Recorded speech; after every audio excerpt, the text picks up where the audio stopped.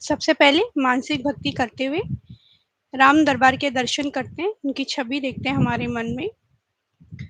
प्रभु श्री राम सिंहासन पर विराजे हुए आशीर्वाद देते हुए हमें, तथा माता सीता उनके साथ विराजी हुई है। लक्ष्मण जी, भरत जी और शत्रुघ्न जी हाथ जोड़े खड़े हैं और हमारे बजरंगबली प्रभु के श्री चरणों में बैठे हैं। हम हाथ जोड़कर प्रभु से विनती करते हैं कि हम पर हमेशा अपनी कृपा बनाए रखें तथा हमें आशीर्वाद दें कि हम सफलतापूर्वक हमारी श्री रामचरितमानस का पाठ संपूर्ण कर सकें। बोल सियावर रामचंद्र की जय। तो कल हम देख रहे थे कि प्रभु अयोध्या पधार चुके हैं। हम सब बहुत ही हर्षित थे और अयोध्या वासी तो बहुत ही ज़्यादा हर्षित थे। भरत जी सभी एक दूसरे से फिर भाई चारों मिल रहे थे और प्रभु ने खुद अपने भाइयों को अपने हाथों से नहलाया और उन्हें फिर जटाएं खोल के तैयार किया तथा सभी जो दोस्त मतलब जैसे हनुमान जी, सुग्रीव जी, विभीषण जी सभी साथ में आए थे, उनको उनकी भी बहुत खातिरदारी की गई।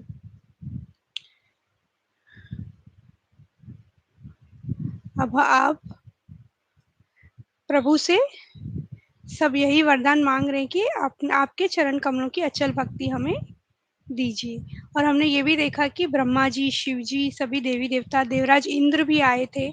सभी देवताओं ने प्रभु की बहुत स्तुति की और उनसे आशीर्वाद मांगा, जय जयकार किया और आशीर्वाद मांगा। और हमने कल देखा, जो हम कहते हैं ना कि महत्वता है श्री रामचरितमानस की, इम्पोर्टेंस हम जिसको बोलते हैं कि क्या इम्पोर्टेंस है, वे जो भी ये कथा को सुनते हैं वे जगत में देव दुर्लभ सुखों को भोग कर अंत काल में श्री रघुनाथ जी के परम धाम को जाते हैं, यानी कि मोक्ष प्राप्ति हो जाती है। तो यहाँ पे उसका ये जो सार हमने इतना पढ़ा है, सारा सुना है, श्रवण किया है, उसका सार ये है कि मोक्ष प्राप्त होगा अगर सच्चे हृदय से कपट रहित होकर हम प्रभु की कथा का श्रवण करेंगे। अब हे पक्षीराज गरुड़ जी, अब काकभूषुंडी जी कह रहे हैं गरुड़ जी से, मैंने अपनी बुद्धि की पहुंच के अनुसार रामकथा का वर्णन किया है, जो जन्म मरण के भय और दुखों को हरने वाली है। अब वानर सब जैसे वानर जो साथ साथ आए थे सभी आनंद मग्न, और देखते ही देखते 6 महीने बीत गए। प्रभु ने उन्हें अपने पास बुलाया और बैठाया और कहा कि तुम लोगों ने मेरी बड़ी सेवा की है, मुंह पर किस प्रकार तुम्हारी बढ़ाई करूं, क्योंकि ये वानर ही जी तो थे जिनकी वजह से प्रभु जी थे, जो करोड़ों करोड़ों की संख्या में आए थे राक्षस रावण की सेना से लड़ने। कहा, हे सखागण, अब सब लोग घर जाओ, 6 महीने बीत गए, अब सबको अपने अपने घर जाना चाहिए। परंतु सब प्रभु के सामने हाथ जोड़कर एक टकी लगाए देखते ही जा रहे हैं प्रभु को, एक से एक जैसे देखते ही जा रहे हैं। अब कुछ कह भी नहीं सकते प्रेम के वश कि हमें रुकना है, क्योंकि जाना तो है ही घर को। तब प्रभु ने अनेक रंगों के अनुपम और सुंदर गहने कपड़े मंगवाए। सबसे पहले भरत जी ने अपने हाथ से संवार कर सुग्रीव जी को वस्त्राभूषण पहनाए, फिर लक्ष्मण जी ने विभीषण जी को, जाम्बवर और नील आदि सबको श्री रघुनाथ जी ने स्वयं भूषण वस्त्र पहनाए। देखिए इतने बड़े भगवान है, अब तो राजा भी हैं, और ऐश्वर्य भी तो कितना था ना, अयोध्या का बहुत ऐश्वर्य था, इंद्र की बराबरी का ऐश्वर्य था। वेल्थ जो थी, जो इंद्र के समान, स्वर्ग में जो इंद्र हैं उनके समान उनका वेल्थ था, उतनी बराबरी की जा सकती थी। वहां के राजा प्रभु श्री राम हमारे और खुद वस्त्र पहना रहे हैं वानरों को। फिर सभी ने, तब भगवान ने अपने हृदय की माला, वस्त्र और मणि बाली पुत्र अंगद को पहनाकर और बहुत प्रकार से समझाकर उनकी विदाई की। फिर सभी एक एक करके सभी की विदाई करते जा रहे हैं प्रभु। अब हनुमान जी की बारी आई। तब हनुमान जी ने सुग्रीव के चरण पकड़कर अनेक प्रकार से विनती की और कहा, हे देव, कुछ दिन श्री रघुनाथ जी की चरण सेवा करके फिर मैं आकर आपके चरणों के दर्शन करूंगा, क्योंकि सुग्रीव जी के मंत्री थे तो कह रहे थे। सुग्रीव जी ने कहा, हे पवन कुमार, तुम पुण्य की राशि हो, जाकर कृपा धाम श्री राम जी की सेवा करो।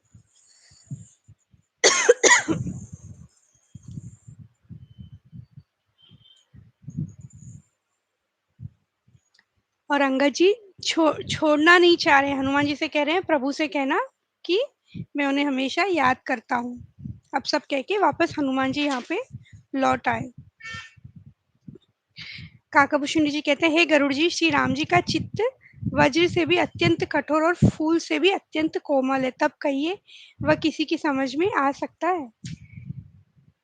फिर प्रभु ने निषाद राज जी को बुलाया। उन्हें कहा, जो गो थे निषाद राज, उनसे कहा कि आप जाइए, अब आप भी अपने घर पर जाइए।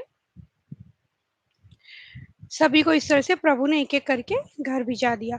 श्री रामचंद्र जी ने राज्य पर प्रतिष्ठित होने पर तीन तीनों लोग हर्षित हो गए। उनके सारे शोक जाते रहे। कोई किसी से वैर नहीं करता। श्री रामचंद्र जी के प्रताप से सबकी विषमता, मतलब जो अंदर का भेदभाव होता है, वो मिट गया। राम राज्य आयो सुखदाई। तो राम राज्य है अब।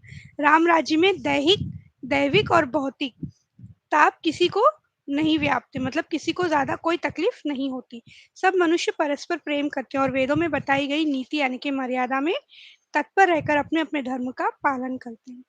तभी तो वो राम राज्य में सब खुशी है, क्योंकि धर्म का पालन हो रहा है वहां पे, मर्यादा का पालन हो रहा है, नीति का पालन हो रहा है, जिसकी कलयुग में बहुत कमी देखी जा रही है। धर्म का पालन हार्डली होता है।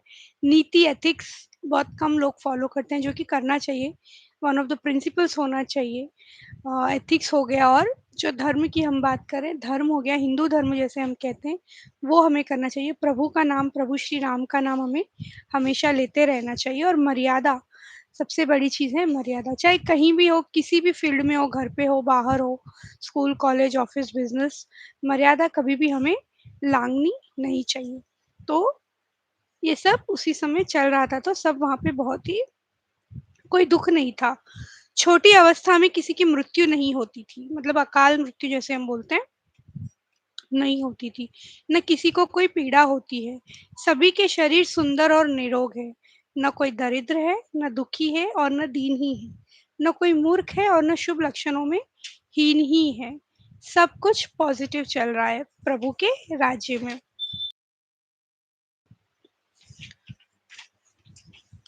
वहाँ केवल जीतो शब्द केवल मन के जीतने के लिए ही सुनाई पड़ता है। जीतना मतलब जैसे हम देख रहे थे, साम दाम दंड भेद, ये सभी से जीतते थे।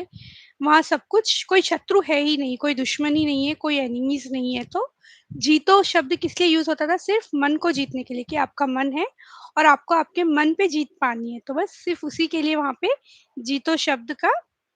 जीतो शब्द हमें सुनाई पड़ता था। वनों में वृक्ष सदा फूलते फलते रहते थे। पक्षी मीठी बोली गाते थे, कूजते ही रहते थे। भांति भांति के पशुओं के समूह वन में निर्भय विचरते थे और आनंद करते थे। राजा जानकर पर्वतों ने अनेक प्रकार की मनियों की खानें प्रकट कर दी।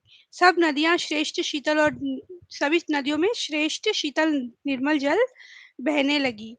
प्रभु श्री राम जी ने करोड़ों अश्वमेध यज्ञ की और ब्राह्मणों को अनेकों दान दिया। अश्वमेध यज्ञ भी, करोड़ों अश्वमेध यज्ञ करवाए प्रभु ने उनके काल में, और ब्राह्मणों को अनेकों दान दिए। श्री रामचंद्र जी वेद मार्ग के पालने वाले, धर्म की धुरी को धारण करने वाले, जैसे हम कहते हैं ना, धर्म धुरंधर है हमारे प्रभु श्री राम। यदि हिंदू धर्म सीखना है तो प्रभु श्री राम का चरित्र पढ़िए। धर्म हमें समझ में आ जाएगा, मर्यादा हमें समझ में आ जाएगी, नीति हमें समझ में आ जाएगी। तो यदि हम इन सब का पालन करेंगे तो फिर हमें जिंदगी में कभी कोई दुख होने ही वाला नहीं है। तो वही वेदों के धर्म की धुरी धारण करने वाले, तीनों गुणों से अतीत और भोगों यानी ऐश्वर्य में इंद्र के समान है। जैसे हमने कहा, वेल्थ बहुत है। शोभा की खान, सुशील और विनम्र सीता जी सदा पति के अनुकूल रहती है। वे कृपा सागर श्री राम जी की महिमा को जानती और मन लगाकर उनके चरण कमलों की सेवा करती है। शिव जी कहते हैं, हे उमा जगत जननी रमा यानी सीता जी ब्रह्मा आदि देवताओं से वंदित और सदा आनंदित है, मतलब सर्वगुण संपन्न है माता सीता। सब भाई अनुकूल रहकर उनकी सेवा करते हैं।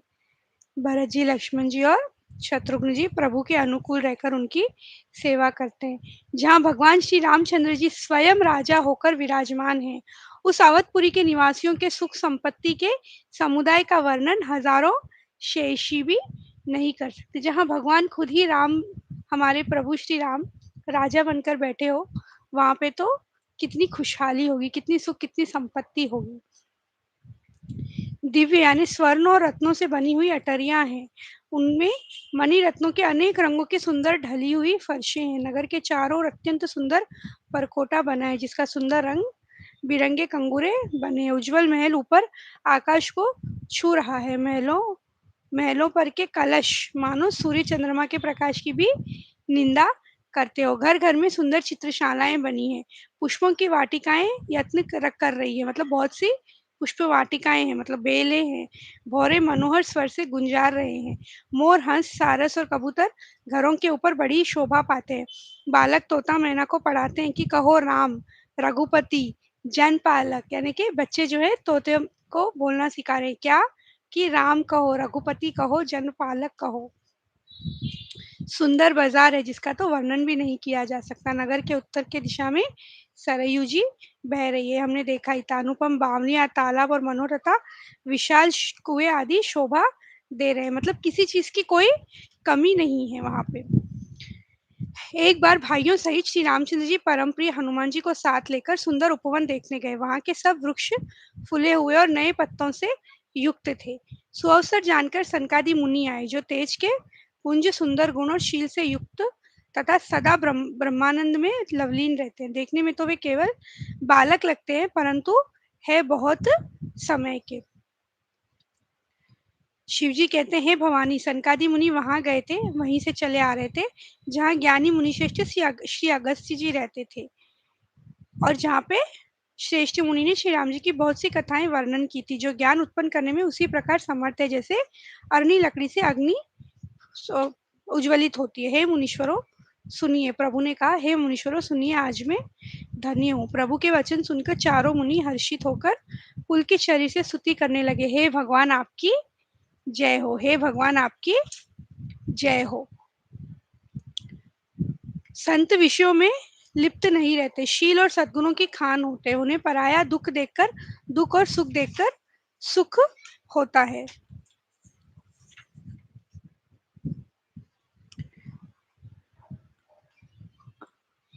प्रेम सहित बार बार स्तुति करके और सिर नवाकर तथा अपना अत्यंत मनचाहा वर पाकर सनकादि मुनि ब्रह्मलोक को गए। जैसे सनकादि मुनि से बात हुई, अब वो ब्रह्मलोक को चले गए। तब हनुमान जी ने हाथ जोड़कर बोले, हे दीनदयालु भगवान सुनिए, हे नाथ, भरत जी कुछ पूछना चाहते हैं पर प्रश्न करने में सकुचा रहे हैं।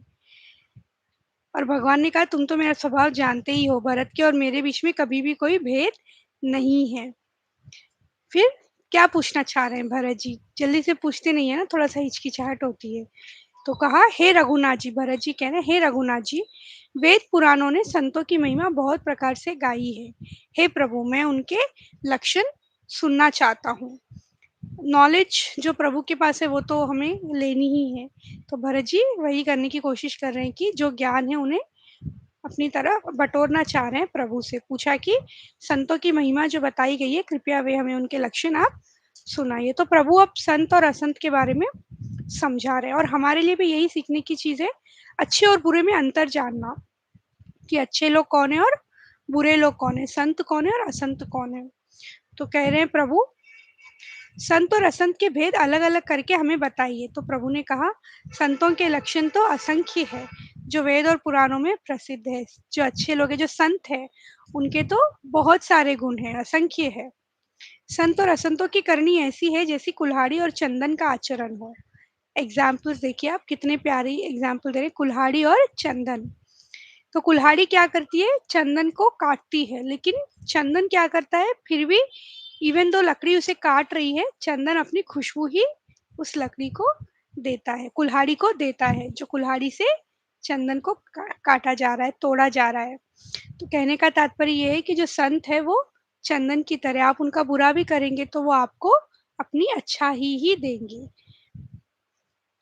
इसी इसी गुण के कारण, मतलब चंदन टूट रहा है कुल्हाड़ी से, फिर भी वो अपना जो अपनी जो अपना नेचर है उसे वो नहीं छोड़ रहा है, कि क्योंकि मुझे कोई मार रहा है तो मैं इसके लिए अपना नेचर छोड़ दूं, उसको उसी की सजा दूं, टिट फॉर टैट जिसको कहते हैं। तो ऐसा नहीं करता है चंदन, अपनी हमेशा जो अपना नेचर है उसे कभी नहीं छोड़ता। इसीलिए तो यही तो कारण है कि चंदन देवताओं के सिर पर चढ़ता है और जगत का प्रिय हो रहा है, और कुल्हाड़ी के मुख को यह दंड मिलता है कि उसको आग में जलकर फिर घन से पीटते हैं। और जो पराया दुख है वो भी संतों को दुख ही लगता है, मतलब किसी का अगर बुरा हो रहा है तो हम कहते हैं उसका दुख है, उसकी बात है, क्या करना है। लेकिन जो संत होंगे, दूसरों के पराये के दुख भी उन्हें अपने दुख जैसे ही लगते हैं। उनका चित्त बड़ा कोमल होता है, वे दीनों पर दया करते हैं तथा मन वचन और कर्म से मेरी निष्पट भक्ति करते हैं, मतलब बिना किसी कपट के मेरी भक्ति करते हैं जो संत है, जिन्हें निंदा और स्तुति दोनों समान है। चाहे अच्छाई करो उनकी या बुराई करो, उन्हें कोई फ़र्क नहीं पड़ता, वो स्टेबल रहते हैं, न्यूट्रल रहते हैं। और मेरे चरण कमलों में जिनकी ममता है, वे गुणों के धाम और सुख की राशि संतजन मुझे प्राणों के समान प्रिय है। ये तो हमने देखा ना, संतजन बहुत इम्पोर्टेंट होते हैं। और जो अब ये संतों के बारे में बताया गया कि जिन्हें बुरे दूसरों के दुख से भी तकलीफ होती है, जो चंदन की तरह शीतल है, और जो जिन्हें अच्छाई और बुराई से ज़्यादा कोई फ़र्क नहीं पड़ता, वो सब संत हैं। असंत कभी भूल कर भी उनकी संगति नहीं करनी चाहिए, क्योंकि उनका वो बहुत ही दुष्ट लोग जो होते हैं ना, उनकी बात कर रहे हैं। उनका संग सदा सुख देने वाला होता है, मतलब हमें सब अच्छा लगता है, साथ में तो बहुत अच्छा लगता है। किंतु किंतु उनका जो संगत लेकिन उनके संग रहने से नष्ट ही होता है। वे पराई संपत्ति को देखकर सदा जलते रहते हैं, जैसे अक्सर होता ही है, आजकल हम देखते ही हैं कि अरे उसने तो बहुत बड़ा घर ले लिया, उसने बहुत बड़ी गाड़ी ले ली, उसने बहुत बड़ा बिजनेस कर लिया, बहुत तो पढ़ाई उसने बड़ी कर ली, फॉरेन चले गए जॉब, तो ऐसे जलने वाले बहुत लोग होते हैं ना। तो उन्हें दुष्ट प्रभु कह रहे हैं, उन्हें पराया सुख देख के वो बहुत ही सदा हमेशा जलते हैं। वे जहाँ कहीं दूसरे की निंदा सुन पाते हैं, उसी में वो हर्षित हो जाते हैं। किसी की बुराई करिए, खुश हो जाएँगे। तो हमारे लिए सीखने वाली चीज़ है कि गॉसिप बहुत करते हैं। Out of fun is fine, मतलब हँसी-ठिठोली के लिए सही है, लेकिन किसी की बुराई हमें कभी नहीं करनी चाहिए, क्योंकि बुराई कर रहे हैं तो मतलब निंदा, बुराई मतलब प्रॉपर निंदा कर रहे हैं, तो फिर इसका मतलब कि हम असंत लोग हैं, हम संत नहीं है, जो प्रभु को कभी प्रिय नहीं होंगे। वे कुटिल और पापों के घर होते हैं, वे बिना ही कारण सब किसी से वैर किया करते हैं। ऐसे ही झगड़ा कर लेंगे, ऐसे ही लड़ाई कर लेंगे किसी से। उनका झूठा ही लेना और झूठा ही देना होता है, मतलब दिखाने के लिए तो अरे कितने हैं, हम आपके लिए बहुत कुछ करते हैं। एक्चुअली ये सब झूठा ही होता है, बाहर कुछ और, मन में कुछ और होता है। तो आजकल तो ऐसे बहुत लोग देखने को मिलते हैं कि बाहर से तो सब अच्छा बताते हैं और अंदर से कुछ और ही सोच रहे होते हैं। तो प्रभु कह रहे हैं उनका झूठा ही लेना और झूठा ही देना होता है। जैसे मोर का हृदय ऐसा कठोर होता है कि वह महान विषैले सांपों को भी खा जाता है, वैसे ही वे भी ऊपर से मीठे वचन बोलते हैं, परंतु हृदय में बड़े ही निर्दयी होते हैं। जैसे कि मोर का एग्जाम्पल हमने सीखा था, दिखने में तो बहुत ही सुंदर और कोमल होता है, मीठा होता है, बाहर से कितना सुंदर लगता है, और लेकिन एक्चुअली वो ज़हरीले साँप खाता है मोर।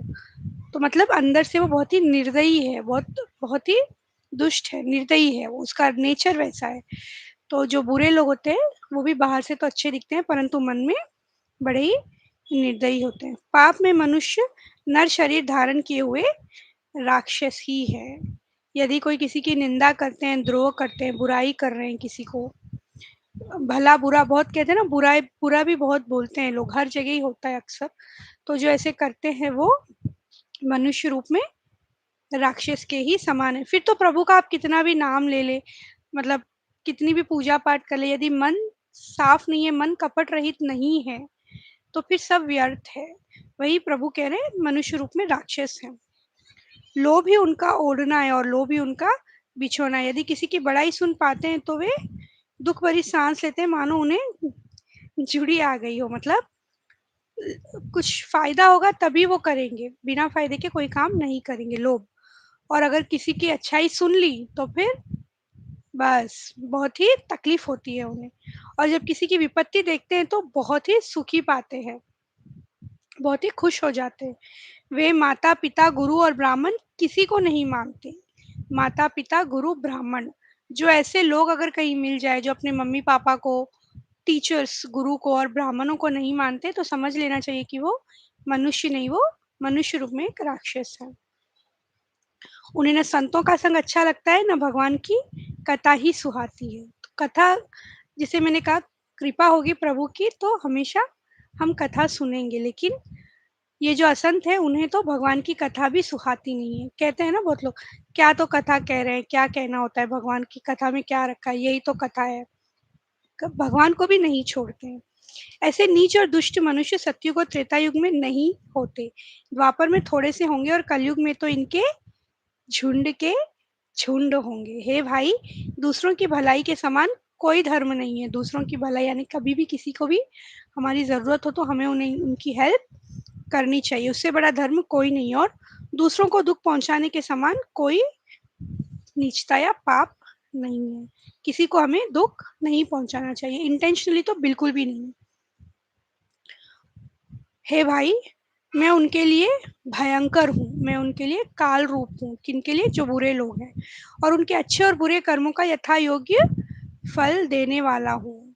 प्रभु कह रहे हैं यथा योग्य फल तो मिलेगा। कहते हैं ना, कोई किसी का बुरा कर देता है, किसी ने हमारा बुरा कर दिया तो हमें लगता है इसने बुरा कर दिया, यहाँ कुछ हो सकता है, यहाँ कुछ ना भी हो, पर हमेशा ये याद रखना चाहिए उनके पास जो बुक्स ऑफ अकाउंट्स है, जो बुक्स वो मेंटेन करते हैं पाप और पुण्य के कर्मों की, वहाँ कभी कोई एरर नहीं होता है। वहाँ पे 0.0001 का भी एरर नहीं होगा, वहाँ पे बिल्कुल टैली होती है बैलेंस शीट। पाप और पुण्य के जो कर्म होंगे, किसी के भी, किसी ने आपको सताया होगा तो वो दंड उन्हें अवश्य मिलेगा। तो प्रभु कह रहे हैं मैं उनके कर्मों का हिसाब रखता हूँ। जिन लोगों ने इन गुणों को समझ रखा है वे जन्म मरण के चक्कर में नहीं पड़ते। कौन से? जो संत और असंत के गुण हैं, जो संतों वाले करेंगे तो फिर इस चक्कर में नहीं पड़ेंगे, नहीं तो जरूर पड़ेंगे। ये सब इस तरह से प्रभु सभी को सुना रहे थे, ज्ञान दे रहे थे। तदंतर श्री राम जी अपने महल को गए। इस प्रकार वे नित्य नई लीला करते हैं। नारद मुनि अयोध्या में बार बार आते हैं और आकर श्री राम जी के पवित्र चरित्र गाते हैं। मुनि यहाँ से नित्य नए नए चरित्र देखकर जाते हैं और ब्रह्मलोक में जाकर सब कथा कहते हैं। ब्रह्मा जी सुनकर अत्यंत सुख मानते हैं और कहते हैं, हे तात, बार बार श्री राम जी के गुणों का गान करो। नीचे आते हैं, देखते हैं और ऊपर जाके सभी को सुनाते हैं।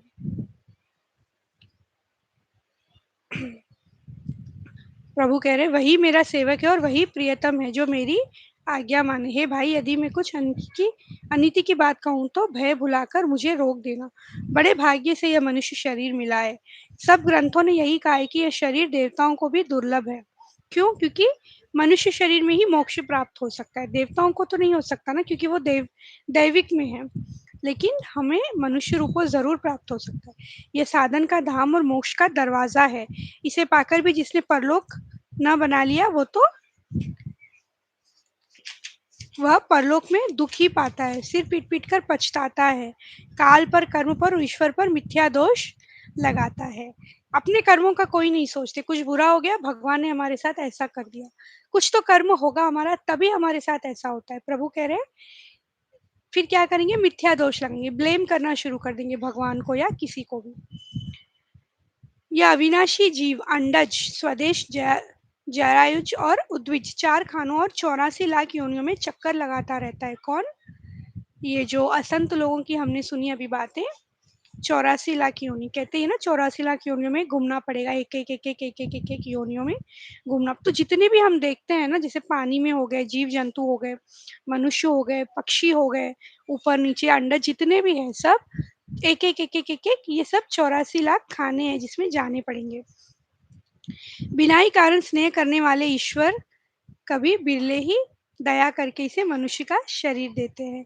मनुष्य का शरीर बहुत ही दुर्लभ है, सुलभ नहीं है। यह मनुष्य का शरीर भवसागर से तारने के लिए बहुत ही बड़ा जहाज है। यदि परलोक में और यहाँ दोनों जगह सुख चाहते हो तो मेरे वचन सुनकर हृदय में दृढ़ता से पकड़ कर रखो। हे भाई, यह मेरी भक्ति का मार्ग सुलभ और सुखदायक है। पुराणों और वेदों ने इसे गाया है। तो प्रभु की भक्ति हमें करनी चाहिए, और कलयुग में तो सबसे इजी है कि सिर्फ राम नाम हम ले ले तो इतना ही काफी है। श्री राम चरित्र सुन ले, सीख ले ले, हमारे लिए इतना ही काफी है।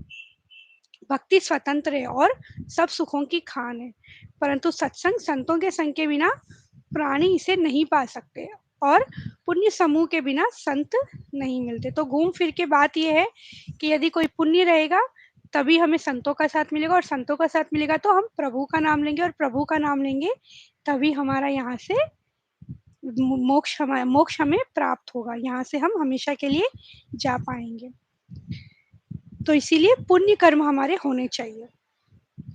और भी एक गुप्त मत है, मैं सबसे हाथ जोड़कर कहता हूँ कि शंकर जी के भजन बिना मनुष्य मेरी भक्ति नहीं पाता, अर्थात हर हर महादेव, हमें उनके भी भजन करने ही चाहिए। कहो तो भक्ति मार्ग में कौन सा परिश्रम है, कौन सी इतनी मेहनत है भक्ति करने में। इसमें न योग की आवश्यकता है, न यज्ञ, जप और तप और उपवास की।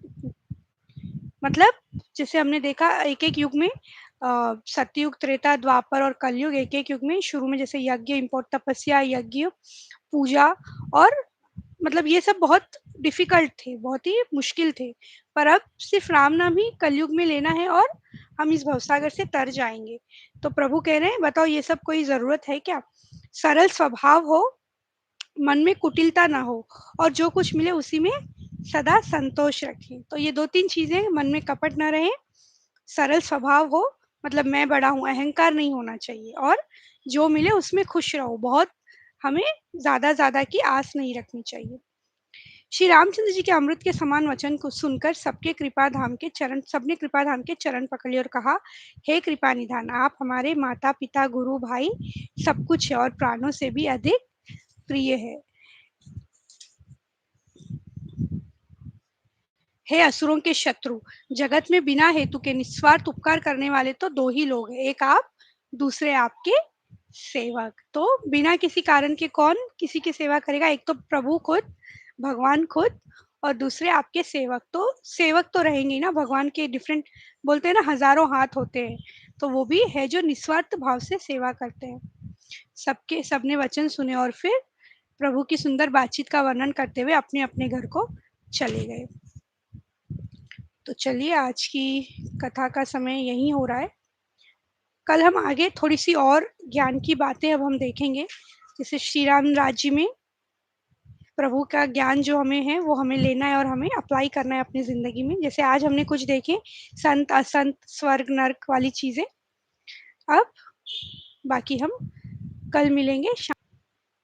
होई है सोई जो राम रच राखा, को करी तरक बढ़ावई साखा। राम सिया राम जय जय राम। राम सिया राम जय जय